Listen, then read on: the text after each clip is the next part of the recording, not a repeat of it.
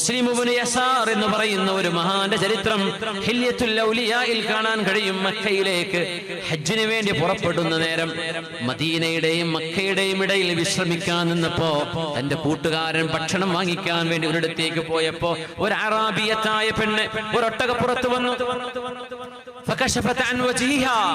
അവളുടെ നിഖാബ് അവൾ ഉയർത്തിയപ്പോൾ അതിസുന്ദരിയായ ഒരു പെണ്ണ്. അവൾ പറഞ്ഞു, ഇന്നലി ഇലൈക ഹാജ, എനിക്കൊരു ആവശ്യം നിർവഹിച്ചു തരണം. അപ്പൊ നിനക്ക് ഭക്ഷണമാണെങ്കിൽ എടുത്തോ, പൈസ വേണമെങ്കിൽ എടുത്തോ എന്ന് പറഞ്ഞു. മുതലാളിയാണ് മുസ്ലിം ഇബ്നു യസാർ റഹ്മത്തുള്ളാഹി തആല അലൈഹി. യാ അല്ലാഹ്, അവൾ ഉദ്ദേശിക്കുന്നത് തിന്മയാണെന്ന് മനസ്സിലായപ്പോ അവിടുന്ന് ഓടി ഓടി ഓടി ഒരു മലഞ്ചെരുവിൽ പോയി തളർന്ന് കിടക്കുന്നതാണ് തന്റെ കൂട്ടുകാരൻ കണ്ടത്. ചോദിച്ചു, മാലക്, എന്തു പറ്റി?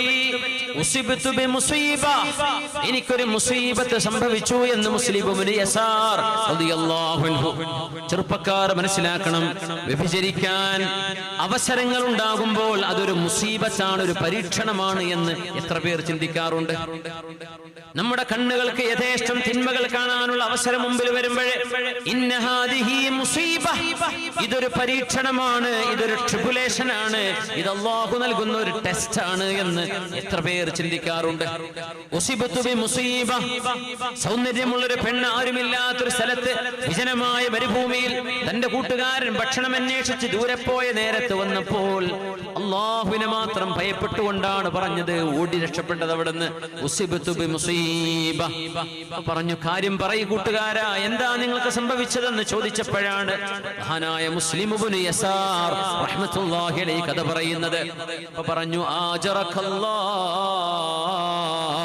അല്ലാഹു നിങ്ങൾക്ക് പ്രതിഫലം നൽകട്ടെ. ഖുദുവതുക യൂസുഫ് അലൈഹിസ്സലാം, നിന്റെ മാതൃക യൂസുഫ് നബിയാണ്, നീ രക്ഷപ്പെട്ടു, നിങ്ങൾ രക്ഷപ്പെട്ടു മുസ്ലിം ഇബ്നു യസാറെ. അങ്ങനെ ആ യാത്ര ഉടനീളം മഹാൻ സങ്കടത്തിലായിരുന്നു. എന്തിനാണാവോ അല്ലാഹു ഒരു പെണ്ണിനെ എന്റെ മുമ്പിലേക്ക് കൊണ്ടുതന്നത്? ഒരു മുസ്ലിം അങ്ങനെ ചിന്തിക്കുക. ഒരു റോങ് കോൾ വരുമ്പോഴേക്കും സേവ് ചെയ്ത് പിന്നെ ഫോളോ അപ്പ് ചെയ്ത് ഇടങ്ങേറാക്കി, ഇതല്ല ഒരു ആണത്തമുള്ള മുഅ്മിനിന്റെ സ്വഭാവം. അങ്ങനെയല്ല, ഇതൊരു മുസീബത്താണ്, പോട്ടെ, എനിക്ക് വേണ്ട, അവിടെ ക്ലോസ് ചെയ്യാം. മക്കയിലെത്തി തവാഫ് ചെയ്തു. മഖാം ഇബ്രാഹീമിന്റെ പിറകിൽ നിന്നുകൊണ്ട് 2 റക്അത്ത് നിസ്കരിച്ചു. ഇബ്രാഹീം അലൈഹിസ്സലാമിന്റെ പരിശുദ്ധമായ കാലുകളുടെ അടയാളം പിടിച്ചു നിർത്തിയ കല്ലുകളാണ് അതിനുള്ളിലുള്ളത്. ആ സമയം ഒരൽപ്പമൊന്ന് ചെരിഞ്ഞു കിടന്നു. കഅബാലയത്തിന്റെ മതാഫിൽ ഉറങ്ങിപ്പോയി. ഫനാം, കണ്ണുകളിലേക്ക് ഉറക്കം വന്നു. യൂസുഫ് അലൈഹിസ്സലാം അവിടെ പ്രത്യക്ഷനായി. മൻ അൻസ്, മുസ്ലിം ഇബ്നു യസാർ തങ്ങൾ ചോദിച്ചു, നിങ്ങൾ ആരാണ്? ഖാല അന യൂസുഫുല്ലദീ ഹമംത് വഅൻത മുസ്ലിം ഇബ്നു യസാറില്ലദീ ലം തഹും. നിങ്ങൾ മുസ്ലിം ഇബ്നു യസാർ അല്ലയോ, ഒരൽപ്പം പോലും തിന്മയെ പറ്റി ചിന്തിക്കേണ്ടി വന്നിട്ടില്ലാത്ത പരിശുദ്ധനായ ആളല്ലയോ നിങ്ങൾ എന്ന് മഹാനായ യൂസുഫ് അലൈഹിസ്സലാം മഹാനായ സുലൈമാൻ ഇബ്നു മുസ്ലിം ഇബ്നു യസാർ തങ്ങളോട് പറയുകയുണ്ടായത്രേ.